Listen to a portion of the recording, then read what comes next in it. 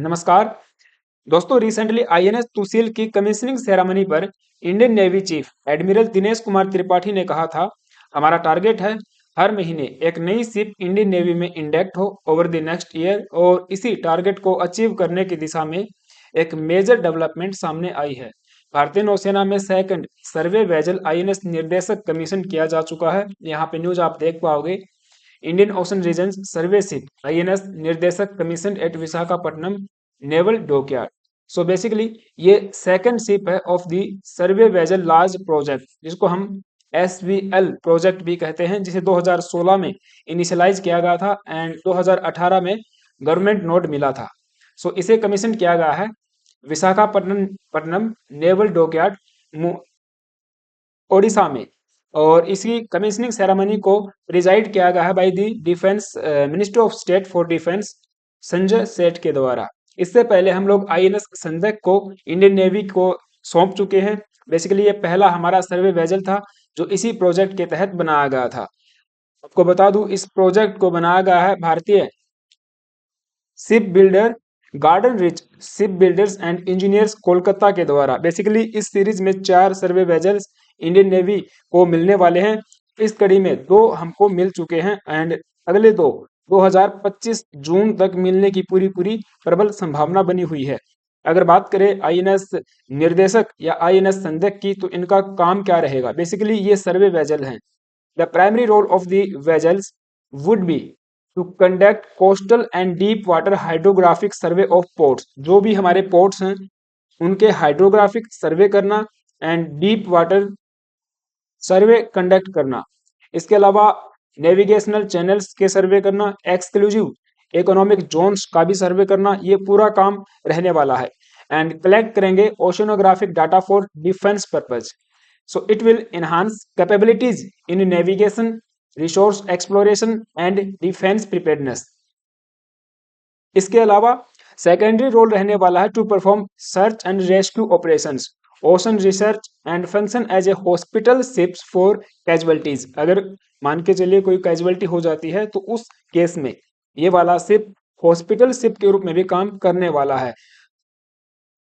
अब चूंकि इसका मुख्य काम तो डीप वाटर हाइड्रोग्राफिक सर्वे करना, हमारे पोर्ट्स का हमारा जो एक्सक्लूसिव इकोनॉमिक जोन है अभी ये एक्सटेंड हो चुका है, आपको पता। इस रीजन का एक हाइड्रोग्राफिक मैप हमको चाहिए, तो इसका सर्वे करने के लिए एडवांस्ड वेजल्स हमको चाहिए, क्योंकि हमारे पास वर्तमान में जो वेजल्स हैं वे पुराने हो चुके हैं, उनके पास अत्याधुनिक टेक्नोलॉजी नहीं है। काफी सारे चैलेंजेस हमको फेस करने पड़ रहे हैं। अगर कंपेयर करें रसिया से, उधर चाइना से, तो उनके पास में एडवांस वेजल्स हैं जो ये काम करने में सक्षम है। तो ऐसे केस में इंडिया को भी यहाँ पे नीड है कि हम हमारे एक्सक्लूसिव इकोनॉमिक जोन को सेव कर पाएं। उसका एक प्रॉपर मैप हमारे पास में होना चाहिए, पता चलना चाहिए कि कहाँ पर कौन सी प्रॉब्लम हमारे सामने आ सकती है, यानी कि चैलेंज क्या है। कई सारे इन्वायरमेंटल कंसर्न्स भी यहाँ पे बने हुए होते हैं, तो उन सब के लिए ये वेजल्स काम करने वाला है। और यहाँ पे आप देख पाओगे ये संदक क्लास का रहने वाला है। बेसिकली संदक क्लास इसकी प्रीसीडर क्लास भी थी, जिसको हम लोग डीकमीशन कर चुके हैं।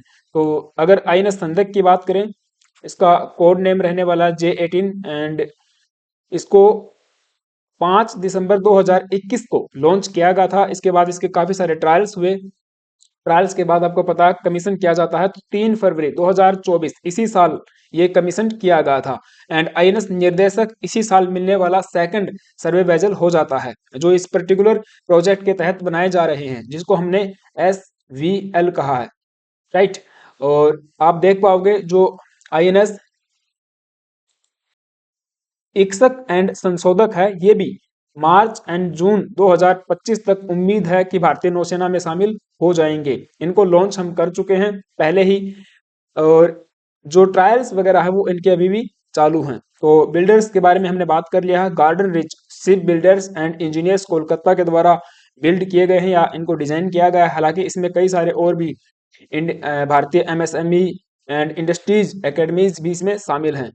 फिर ऑपरेट करेगी भारतीय नौसेना। 4 हमको मिलने वाले हैं, 2 एक्टिव हो चुके हैं, 2 कंप्लीट हो चुके हैं और 2 अभी हमको मिलने बाकी हैं। तो इसके अलावा आगे अगर नीड रहेगी तो वो भी इंडियन नेवी प्रोक्योरमेंट कर सकती है। बेसिकली हमने बताया 2016 में इस पूरे प्रोजेक्ट को लेकर इनिशियलाइज किया गया था। रिक्वेस्ट फॉर प्रपोजल भेजा गया था 6 शिपयार्ड्स को, जिनमें 4 पब्लिक प्लस में 2 प्राइवेट्स थे। और यहाँ पे सबसे कम बोली लगाकर garden rich shipyards and engineers यहाँ पे बोली को जो है जीत जाता है, बिड यहाँ पे अपने नाम कर लेता है। तो सितंबर 2017 में यहाँ पे आप देख पाओगे $34 बिलियन का ये टोटल प्रोजेक्ट था, जो 2023 के अनुसार। तो इतने अमाउंट का ये प्रोजेक्ट हमारा रहने वाला है, जिसमें 4 शिप्स मिलने वाली हैं। And apart from the GRSE, the Indian navy's warship design bureau, ये भी एक इंडियन नेवी की ही एक विंग है जो वारशिप्स डिजाइन करने का काम करती है, ये भी इसमें इन्वॉल्व है। इसके अलावा सेवरल इंडियन फर्म्स भी हैं, यहाँ पे MSMEs भी शामिल हैं। आप देख पाओगे INS Nirdeshak construction boost Indian navy's strategic capabilities, तो ये हमारी जो स्ट्रेटेजिक कैपेबिलिटीज है उसको कहीं ना कहीं बूस्ट करने वाला है। हमने देखा जो INS निर्देशक हो या INS संदक हो, उनका जो इंडक्शन हुआ इंडियन नेवी में, वो काफी सारी चैलेंजेस के बाद में हुआ। हमने कोविड-19 का टाइम पे भी यहाँ पे देख लिया है, उसकी वजह से काफी सारी चीजें डिले हुई हैं एंड अदर जियोपॉलिटिकल चैलेंज भी हमारे सामने हैं ड्यूरिंग द कंस्ट्रक्शन।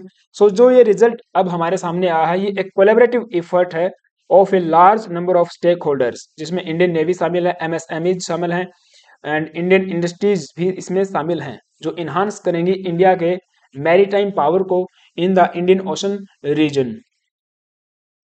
और ऐसे ही हम लोग यदि कोलैबोरेशन में काम करें, एकेडमियाज भी इसमें इन्वॉल्व होती रहें, तो आने वाले समय में make in India in defence में हम लोग 100% ये चीज अचीव कर पाएंगे। सो बूस्ट करेगा make in India in defence. Basically INS निर्देशक में जितना माल लगा है, ये 80% हमने लोकली सोर्स किया है। सो इंडिजीनियस कंटेंट यहाँ पे डाला गया है, ये बहुत बहुत बड़ी बात अपने आप में हो जाती है।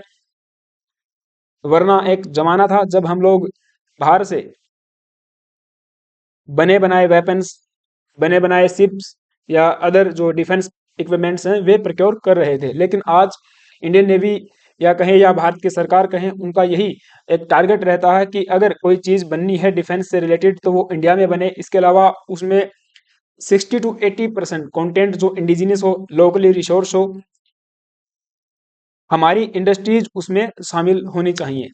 सो ये सपोर्ट करेगा नेशन बिल्डिंग को and it contributes to strengthening India's blue economy by enabling efficient resource management and maritime trade. So अगर शिप के फीचर्स की हम बात करें तो इसमें मल्टी बीम इको साउंडर्स लगे हुए हैं, साइड स्कैन सेंसर्स हैं and autonomous under water vehicles भी इसमें लगाए गए हैं एंड रिमोटली ऑपरेट कर सकते हैं। तो रिमोटली ऑपरेटेड व्हीकल्स भी इसमें इंस्टॉल या डिप्लॉय किए गए हैं, जो इन्हांस करेगा its ability to map ocean accurately. पूरे ओशन को एक्यूरेटली हम लोग मैप कर पाए, ये इन सब चीज़ों के लिए आवश्यक उपकरण होते हैं। सो ऑपरेट इन हैजार्डस एरियाज, कैसा भी एरिया रहे वहाँ पे ऑपरेट कर सकता है एंड परफॉर्म करेगा इन्वायरमेंटल स्टडीज। सो जैसा हमने देखा कि जो इन्वायरमेंटल कंसर्न्स भी बने रहते हैं कई बार, उनको भी ये टैकल करने में काम आने वाला है। Minister of state for defence जो संजय सेठ जी हैं, उनका कहना है कि ये जो शिप है ये प्ले करेगा एक vital role in enhancing maritime safety and when our survey ships undertake missions in support of a friendly country, they epitomize what India believe in and helping a friend in need without asking for anything in return. So हम दूसरे जो friendly countries हैं उनकी भी यहाँ पे help कर सकते हैं and this would help in strengthening our bilateral ties. तो ऐसे में अगर हम दूसरे फ्रेंडली नेशन की हेल्प करेंगे तो बायलैटरल टाइज भी हमारे स्ट्रेंथन होने वाले हैं एंड ओपन करेगा एक promoting trade opportunity in the long term. So this new survey ship will make us more potent also, and foreign fleets are looking forward looking towards भारतीय नौसेना यानी कि Indian navy for hydrographic cooperation. तो इसमें हम और भी बात करेंगे, लेकिन उससे पहले आप सभी से एक छोटी सी रिक्वेस्ट है, आप सभी से एक छोटी सी रिक्वेस्ट है, यदि आप चैनल पर नए आए हो तो प्लीज गाइज एक सब्सक्राइब करना एंड बेल आइकन प्रेस करना। राइट, तो रिसेंट हमने ये सेशन किया था जिसमें बताया था कि हमारा इंडिया का जो डिफेंस एक्सपोर्ट है वो लगातार बढ़ता जा रहा है। इस फाइनेंशियल ईयर में करंट में 2023 एंड 2024 में 21,000 करोड़ से भी ज़्यादा के हथियार जो हमने सप्लाई किए हैं या कहें कि बेचे हैं।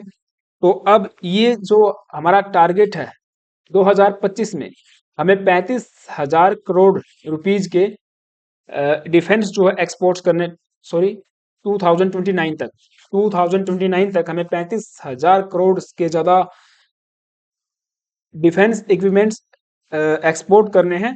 तो ऐसे में ये जो हमारे शिप्स हम बना रहे हैं इंडिया के अंदर जो मैन्युफैक्चर कर रहे हैं, आने वाले समय में हो सकता है ऐसे सर्वे शिप्स को भी हम लोग सप्लाई करने लग जाएं, क्योंकि हमने इस सेशन में आपको बताया था कि सबसे ज़्यादा जो हम लोग सप्लाई करते हैं, जो हम लोग एक्सपोर्ट करते हैं, उसमें 61% हमारी शिप्स ही रहती हैं जो मेड इन इंडिया हैं।